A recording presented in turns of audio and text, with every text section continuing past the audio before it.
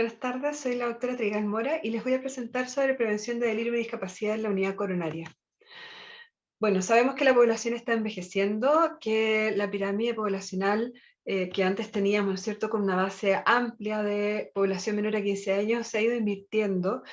dado el aumento progresivo del envejecimiento de la población. En el último censo, el 2017, ajustado al 2019, la población de 65 y más años correspondía al 11,9% de esta población, y se proyecta que para el 2035 este grupo etario va a llegar a 18,9%. Si a esto le sumamos la alta carga de factores de riesgo cardiovascular, sedentarismo, obesidad y tabaquismo en la población, y la alta prevalencia de enfermedades crónicas no transmisibles en las personas mayores, llegando a un 30% de diabetes y 73% de hipertensión, sabemos que hay una alta carga de enfermedad cardiovascular liderada por cardiopatía coronaria, insuficiencia cardíaca, arritmias, valvulopatías y enfermedad vascular, que en este modelo de falla de órgano, desde el diagnóstico sabemos que progresivamente las descompensaciones a las cuales va a verse sometido el paciente van a ir generando detrimentos en su estado funcional, y finalmente lo van a llevar a la muerte. Y siguiendo este modelo de falla de órganos, si colocamos al corazón, ¿no es cierto?, en este modelo, sabemos que las descompensaciones por insuficiencia cardíaca van a llevar lo más probable a hospitalizaciones, ¿cierto?, que van a estar asociadas a restricción de movilidad, a dependencia forzada y a las complicaciones secundarias que puede derivar en esta hospitalización, fragilizando aún más a esta población con aumento de la mortalidad y, por supuesto, mayor riesgo de readmisiones, entrando nuevamente a este círculo vicioso. Las complicaciones podemos dividirlas en complicaciones que son inmediatas al proceso hospitalario y las tardías. Dentro de las inmediatas, el delirium, que es el tema que vamos a discutir principalmente, es importante de tener en cuenta y prevenir, pero también hay otras múltiples complicaciones secundarias, principalmente a este reposo forzado, a este inmovilismo secundario al uso de catéteres urinarios, venosos, sonda nasogástrica, contención física como medida de prevención de caída, ¿cierto?, que van a llevar a mayor inestabilidad, mayor incontinencia funcional, lesiones por presión en la piel, mayor deterioro funcional, la probabilidad de algún fármaco de uso inapropiado, y por supuesto que a largo plazo las tardías están principalmente la discapacidad asociada a la hospitalización, el deterioro cognitivo, principalmente en los pacientes que han tenido delirium, las caídas y la mortalidad. En este modelo de enfermedad aguda y delirium, se entiende que cualquier estresor puede generar delirium. Estresores principalmente como eh, considerando un trauma físico, una cirugía o bien una enfermedad que se descompense y que nos someta al uso de fármacos inapropiados, de perfil anticolinérgico, sedantes, hipnóticos, etcétera. El inmovilismo o un entorno adverso va a llevar a que el resultado de esta inflamación sistémica, ¿cierto?, va a generar esta permeación de la barrera hematoencefálica y la entrada de citoquinas proinflamatorias al cerebro con la activación de la microglia, alteración de la neurogénesis y también del influjo de calcio entre las neuronas, lo que va a generar esta alteración en los neurotransmisores, muchas veces dentro de las teorías que hay del delirium, aumento de la dopamina, disminución de la serotonina y de la acetilcolina, que van a gatillar esta manifestación clínica que es el delirium, que se caracteriza por este cambio cognitivo agudo, fluctuante, donde predomina la inatención y se puede dar asociado a pensamiento desorganizado y también alteración del nivel de conciencia. Como resumen de la incidencia de delirium y sus resultados secundarios, vemos que la prevalencia puede fluctuar entre un 10 a un 50% dependiendo del setting en el que nos encontremos. En los pacientes postoperados cardiológicos vemos que la incidencia puede llegar hasta un 46% y en los pacientes que está más o menos similar en todos los pacientes postoperados. En unidades de medicina general tenemos que puede fluctuar entre un 18 y un 35%, y en pacientes en cuidados intensivos puede llegar hasta un 50% con una incidencia asociada, ¿cierto?, al evento de hasta un 82%. Y vemos que esto puede llevar hasta 13 veces más riesgo de mortalidad, aumento del doble de la estadía hospitalaria, prolongación de la ventilación mecánica y, si lo vemos dirigidamente en las cirugías cardíacas, hasta casi 2 veces más riesgo de declinación funcional y de deterioro cognitivo. En cuanto a la discapacidad asociada a la hospitalización, sabemos que, o se define la discapacidad como la pérdida de una actividad de la vida diaria, una función en las actividades de la vida diaria que se prolongue en los 6 meses posteriores a la hospitalización. Esto se llega a ver hasta en un 35% de las personas mayores de 70 años y incluso hasta un 50% de los mayores de 85. Por lo tanto, cuando nos damos cuenta del impacto de la discapacidad y del delirium, tenemos que tener en cuenta que esto nos va a generar mayor mortalidad, mayor riesgo de estadía hospitalaria prolongada, aumento de los costos en salud, un distrés socioemocional importante y peor calidad de vida para nuestros pacientes. Los factores de riesgo de delirium y discapacidad asociada a la hospitalización tienen que ver con que las personas mayores tienen todas las personas mayores son distintas, todas tienen una trayectoria vital distinta que tiene que ver con cómo se han ido desarrollando a lo largo de la vida. Sabemos que hay determinantes sociales de la salud, como el nivel educacional, como la ingesta alimentaria en las edades más pequeñas, como el peso al nacer, que van a generar, ¿cierto?, un desarrollo distinto de acuerdo a cómo nos sometimos a estos distintos determinantes. Pero al mismo tiempo, un estilo de vida más saludable, hacer ejercicio, ¿cierto?, físico, al menos 3 veces a la semana, no fumar, no beber alcohol, comer de forma saludable, también nos asegura un perfil de envejecimiento más saludable. Por lo tanto, esta trayectoria es la que nos hace estar en una posición distinta independiente de la edad, ¿ya? Se han hecho distintos seguimientos, este es un seguimiento para evaluar la prevalencia o la aparición de discapacidad de acuerdo a distintos perfiles de funcionalidad. En el negro abajo ven el perfil saludable, que son las personas que no tienen alteraciones de la marcha ni alteraciones cognitivas. En verde los pacientes que tienen alteración cognitiva no demencia. En azul solo los que tienen alteración de la marcha, una marcha más lenta con velocidad de marcha menor a 0,8 metros por segundo. Y en rojo los que tienen tanto alteraciones cognitivas como marcha alterada. ¿Y qué se pudo ver? Que en el seguimiento de 12 años, aquellos que presentaban mayor prevalencia de discapacidad era principalmente el perfil más frágil, el perfil con alteración cognitiva y marcha lenta dentro de esta trayectoria vital. Tanto para declinación funcional secundaria a la hospitalización como para delirium existen 3 factores que se interrelacionan. Los que tienen que ver con la enfermedad aguda, que eso es principalmente la severidad de la condición, el tipo de enfermedad, el tipo de cirugía, por ejemplo. Los propios del paciente, que tienen que ver con la fragilidad, con la carga de comorbilidad, con la edad del paciente, con la carga geriátrica. Y por supuesto los que tienen que ver con el entorno, que son principalmente en relación a la organización de la hospitalización, que pueden gatillar también estas otras complicaciones. Hablando principalmente de la fragilidad, sabemos que puede generar 2 veces más riesgo de delirium, que los pacientes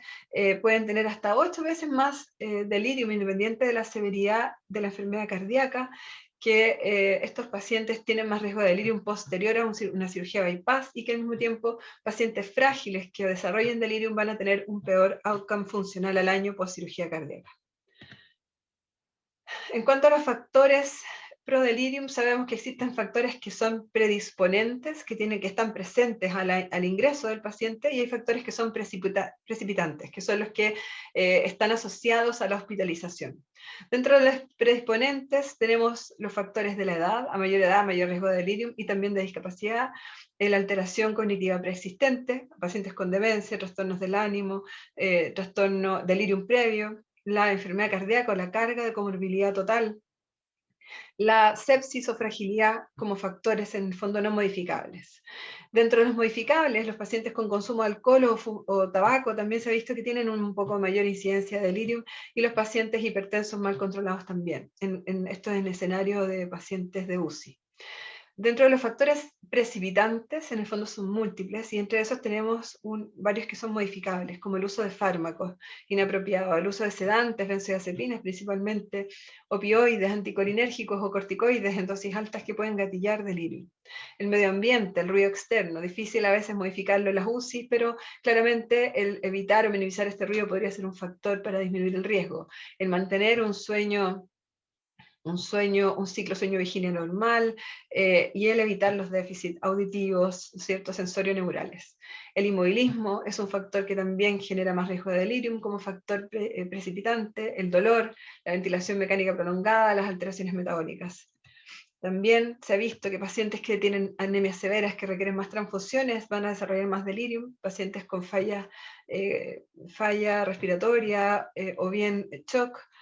o mayor severidad de la enfermedad también van a tener más riesgo. Otros factores que no están aquí en este algoritmo, que es principalmente de pacientes en UCI, pero que siempre están relacionados con mayor riesgo, son la edad, el antecedente de delirium previo, la suspensión del alcohol o benzodiazepinas, la depresión, enfermedades neurológicas de base, accidentes vasculares, TIA, Parkinson, el uso de contención física, catéteres, ¿cierto?, alteraciones hidroelectrolíticas, etc. Dentro de los factores de riesgo de discapacidad secundaria de la hospitalización, también los podemos dividir en tres escenarios. El prehospitalario, que son los que trae el paciente a la admisión, la edad, la fragilidad, una pobre movilidad previa, la función cognitiva de base, la dependencia en actividades de la vida diaria, la carga de síndromes geriátricos, cómo es su funcionamiento social, y también los trastornos anímicos pueden generar mayor riesgo de discapacidad al alta. Los propios de la hospitalización, que tienen que ver con el entorno un entorno con mayor restricción de movilidad, con una ingesta oral disminuida porque hay poco apoyo en cuanto a la alimentación, el uso de fármacos inapropiados o polifarmacia y el poco estímulo a la independencia también son factores propios de la hospitalización. Y sin olvidar algo muy importante, que los poshospitalarios, la discapacidad también tiene que ver con que al egreso el paciente no tenga un entorno adecuado de protección, con bajos ingresos económicos, mala red de apoyo y una alta no planificada pueden ser factores gatillantes de discapacidad. En cuanto a las intervenciones para prevenir el delirium y la discapacidad en la unidad coronaria, de lo que tenemos claro es que la valoración geriátrica integral, que es este enfoque biopsicosocial, en esta revisión Cochrane, revisión sistemática del 2017, muestra que reduce las rehospitalizaciones y la probabilidad de necesidad de ingresar a un establecimiento de larga estancia o institucionalización. En cuanto a si esta intervención en un modelo de manejo cogeriátrico, o sea, en la unidad coronaria que participe un geriatra de la atención, o bien como equipos interconsultores, no hay evidencia de tanta de peso o de buena calidad que oriente a cuál modelo preferir.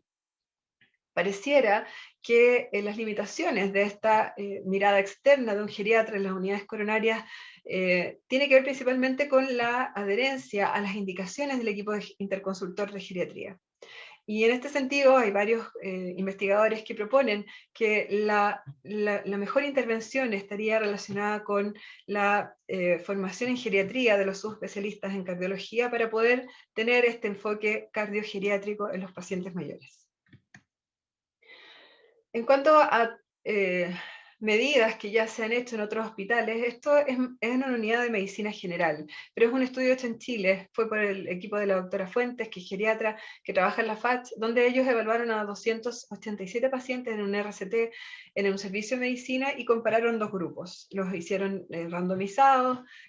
ciego a la evaluación, y habían tres evaluadores que hacían los CAM, que es en el fondo el Confusion Assessment Method, de forma seriada para poder diagnosticar delirium. ¿Cuáles son las intervenciones no farmacológicas que ellos hicieron? Fue educación al paciente y la familia con respecto a la prevención del delirium, la provisión de reloj y calendario en cada habitación, evitar la deprivación sensorial, de que el paciente tuviera sus lentes, audífonos y prótesis dental, la presencia de objetos familiares en la sala, fotos de la familia, una radio para escuchar la música más de su gusto, una reorientación continua por el equipo y la familia, y visitas extendidas, algo que por supuesto en época COVID ha sido muy difícil. ¿Y qué es lo que ellos observaron? Observaron una disminución de la incidencia de delirium en el grupo intervenido, llegando solo a un 5,6% de delirium en ese grupo versus un 13,3% en el grupo control. Por lo tanto, en este enfoque biopsicosocial pareciera que no solamente tenemos que enfocarnos en lo biomédico, ¿cierto? En el manejo de la enfermedad, en el hacer buen uso de fármacos, en mantener la nutrición, la hidratación y la vigilancia del paciente, sino que también un enfrentamiento biopsicosocial nos va a ayudar a identificar los pacientes en riesgo con un screening cognitivo de ingreso y estableciendo desde la llegada del paciente las medidas preventivas de delirium según su riesgo. La movilización precoz en lo funcional o trabajo con terapeutas ocupacionales para mantener las actividades de la vida diaria es fundamental en la hora de prevenir tanto delirium como discapacidad. Y por otra parte, la planificación precoz del alta con la evaluación de la red de apoyo de ingreso y también, ojalá, el acompañamiento familiar durante la hospitalización son factores importantes a la hora de la prevención.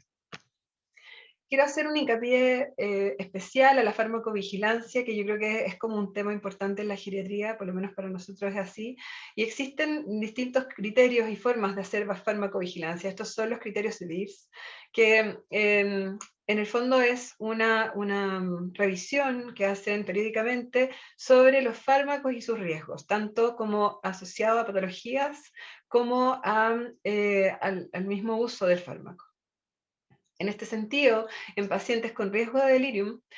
sabemos que los fármacos anticolinérgicos, en este sentido los antihistamínicos de primera generación, como la clorfenamina, la ciproctadina, que se usa para aumentar el apetito, los antiespasmódicos, como la atropina, el clonidinium, clordecepóxido o la escopolamina, benzodiazepinas, corticosteroides, antagonistas H2 hipnóticos, son fármacos que pueden generar un mayor riesgo de desarrollar delirium en pacientes vulnerables. Por lo tanto, y resumiendo ya las medidas preventivas basadas en estudios clínicos, este es el PREVENT, que es como un acrónimo para poder recordarnos las cosas que tenemos que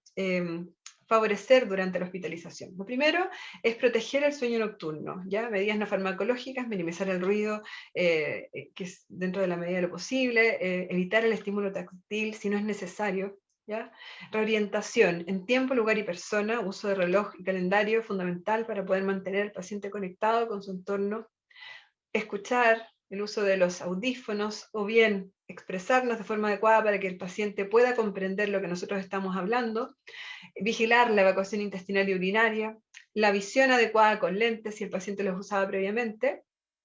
Movilización precoz a través del ejercicio y estimulación cognitiva varias veces al día, que pueden llevar al paciente a mantener su funcionalidad.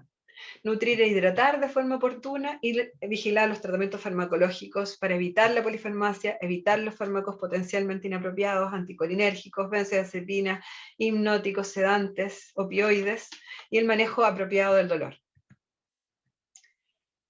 Para ir terminando, en el fondo, este modelo de manejo cardiogeriátrico que se propone como medida preventiva, ¿cierto?, en pacientes de unidad coronaria, siempre tiene que partir por tener en el centro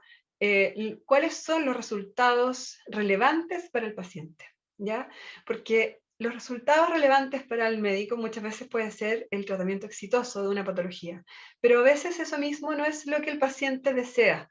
Y en ese sentido, en este modelo de atención centrada en el paciente, es que tenemos que ver cuál es su expectativa de vida, cuál va a ser la calidad de vida secundaria al manejo, cuáles van a ser los costos asociados al tratamiento propuesto, tanto directos como de la hospitalización, por ejemplo, como los costos indirectos, necesidad de cuidador al alta o fármacos muy caros, ¿ya? Porque tenemos que dar este enfoque más amplio para lograr un manejo eficiente, porque no solamente basta con tratar la falla cardíaca o la alta carga con morbilidad, sino que también enfrentar al paciente con su carga geriátrica, con la evaluación y con el manejo del deterioro cognitivo, con su manejo de déficit sensorial, con evitar la polifarmacia, con tratar de revertir la fragilidad en los pacientes que todavía es posible, evitar las caídas, ¿cierto? Evitar la incontinencia y la discapacidad secundaria de la hospitalización. Como conclusiones, debemos tener y mantener una atención centrada en el paciente, con sus prioridades, valorando los riesgos y los beneficios de las terapias y de los tratamientos, enfocados en calidad de vida. Identificar precozmente los factores de riesgo a través de una valoración geriátrica integral, si tenemos la posibilidad de tener apoyo de geriatría, o bien establecer en nuestras unidades checklist de riesgos y medidas preventivas desde el ingreso. Intervención precoz en la movilización, recordar evitar la deprivación sensorial y también de fármacos que usaban previamente el paciente, tratar de que los entornos sean más amigables para favorecer la movilidad y la independencia, y por supuesto ser muy vigilantes en el uso de fármacos. Muchas gracias.